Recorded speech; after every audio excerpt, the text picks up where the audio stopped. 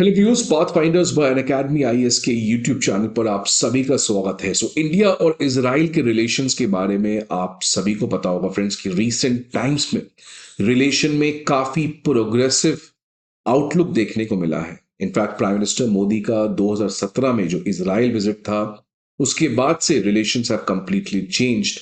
और in fact Israel के prime minister Benjamin Netanyahu ने तो यहां तक कह दिया था कि ये दोनों दोस्ती है, ये दोनों कंट्री का जो दोस्ती है, it's like a marriage made in the haven. तो यहां तक कह दिया गया था। रिलेशंस में काफी पॉजिटिविटी देखने को मिली थी। इसराइल के ऊपर जब अटैक किया गया था उस समय भी इंडिया जो है वो पूरी तरीके से इसराइल के साथ खड़ा था। इसराइल ने ऑपरेशन सिंदूर के समय भी भारत को काफी ज्यादा स्ट्रेटेजिक सपोर्ट दिया था। और रिसेंटली जब सऊदी अरेबिया और पाकिस्तान की एक म्यूचुअल डिफेंस एग्रीमेंट हुई तो बहुत सारे स्ट्रेटेजिक एक्सपर्ट्स ने कहा that this is the time India should also play aggressive and try to get a close military deal with Israel. तो इसके बाद लग रहा था सभी को कि इंडिया और इसराइल के रिलेशन जो है वो काफी स्टेबल है, काफी पॉजिटिव है। और ऐसा है भी, रिलेशंस काफी ज्यादा आज स्टेबल है।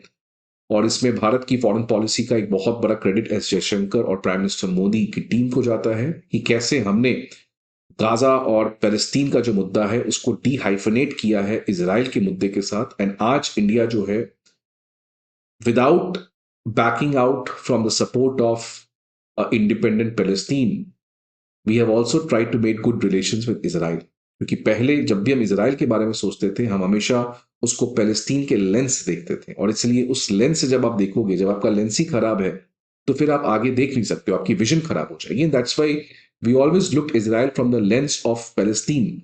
और उसकी वजह से एक झिझक था इसराइल के साथ स्ट्रॉन्ग रिलेशन रखने का।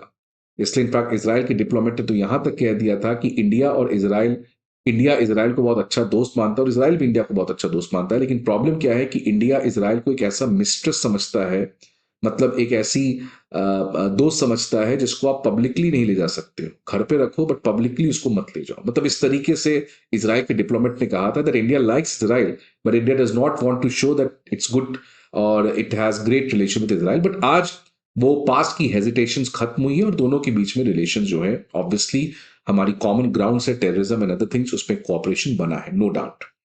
लेकिन आज जो खबर आई है that is not something very positive with respect to India and Israel relation, because Israel के जो प्राइम मिनिस्टर हैं उन्होंने भारत दौर को ऐन वक्त पर कैंसिल कर दिया है।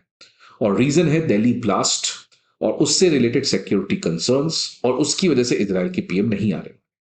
देखा जाए तो बहुत ही एब्सर्ड है, दिल्ली ब्लास्ट हुआ है बट एज सच कोई बहुत बड़ा टेरर अटैक अक्रॉस इंडिया नहीं। इट्स नॉट लाइक 26/11 और something on that scale.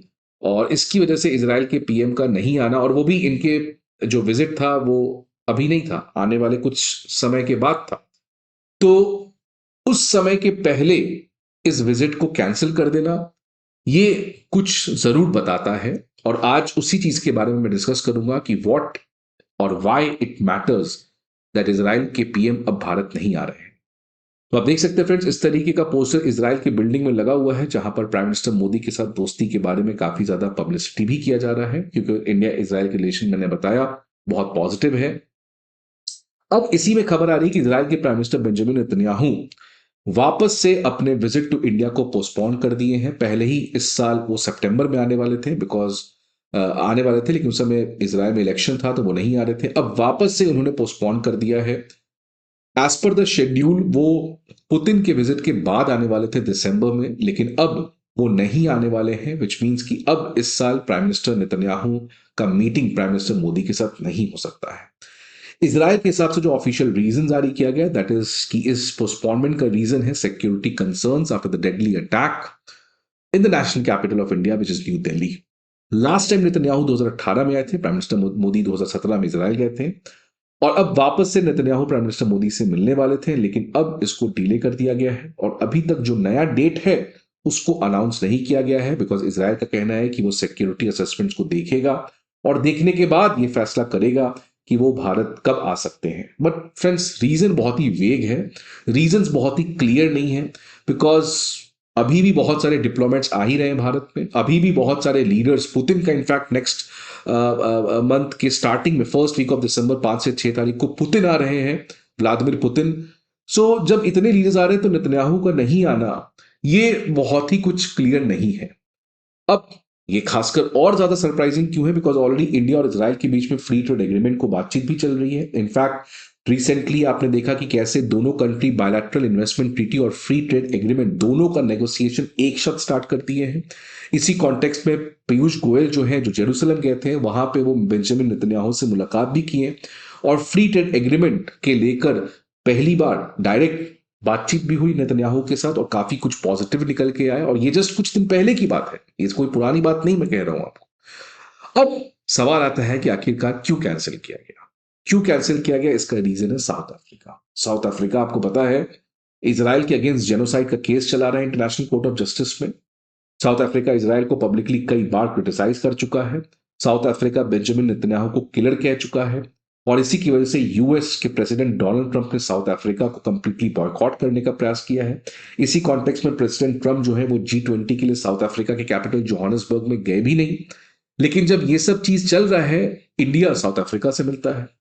Modi और रामाफोसा का एक मेगा मीट होता है जहां पर काफी सारे चीजों को लेकर बातचीत हो रहा है। इनफैक्ट G20 में हमारा इस पर काफी पॉजिटिव प्रेजेंस भी रहा, हमने काफी प्रोडक्टिव बातचीत भी की, हमने G20 को सपोर्ट भी किया।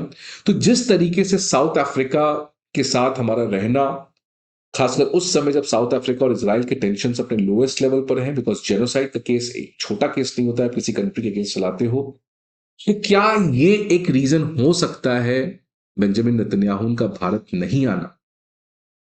क्योंकि कुछ दिन पहले भी अक्टूबर और जुलाई में भी कुछ ऐसा खबर आया था जिससे इंडिया इसराइल के बीच में प्रॉब्लम देखने को मिला था, जब इंडिया ने 2 स्टेट सॉल्यूशन को वापस से कहा था। इंडिया ने पैलेस्टीन को सपोर्ट किया था at the United nation conference. और अब साउथ अफ्रीका के साथ मिलकर बातचीत करना, काफी मेगा मीट करना, क्या ये बैकफायर कर गया? क्या ये इजराइल के लीडर को एनॉय किया और इसीलिए बेंजामिन नेतन्याहू बाहर नहीं आना चाहते हैं? अब ये तो केवल अटकलें हैं, सच क्या है झूठ क्या है ये तो आपको डिसाइड करना है। बट सवाल, एक बात तो क्लियर है कि आज भारत की फॉरेन पॉलिसी बहुत कॉम्प्लिकेटेड हो चुकी है, बहुत कॉम्प्लेक्स हो चुकी है। बिकॉज हमेशा से हम लोग एक बैलेंसिंग अप्रोच रखे हैं। हम लोग हमेशा से we don't take sides, we remain with everyone. लेकिन आज जिस तरीके की पोलराइजेशन है, जिस तरीके से आज you can not be with Russia and also you can not be with US, आप देखिए कैसे ये पूरा चीज बीता। आज you can not talk with Gaza Palestine and also you can not talk with Israel, that is not possible. Because आज polarised world है। पोलराइज्ड वर्ल्ड में यू लिव इन येस और no, there is no middle path की गुंजाइश नहीं है। तो आज इस पोलराइज वर्ल्ड में भारत की जो एक मल्टी वेक्टर फॉरेन पॉलिसी है, एक foreign policy of strategic autonomy है, एक foreign policy of non alignment कह लो एक नए अवतार में, ये थोड़ी डिफिकल्ट है और इसी को करने के लिए काफी प्रयास करना पड़ेगा। Although S Jaishankar is doing a great job, but still job remains critical and complicated.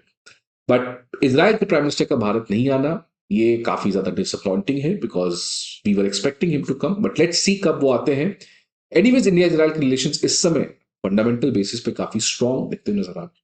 आपके क्या व्यूज है? Please let me know the comment box. I hope आपको ये वीडियो अच्छा लगे। See you again in some other video. Till then, goodbye and take care.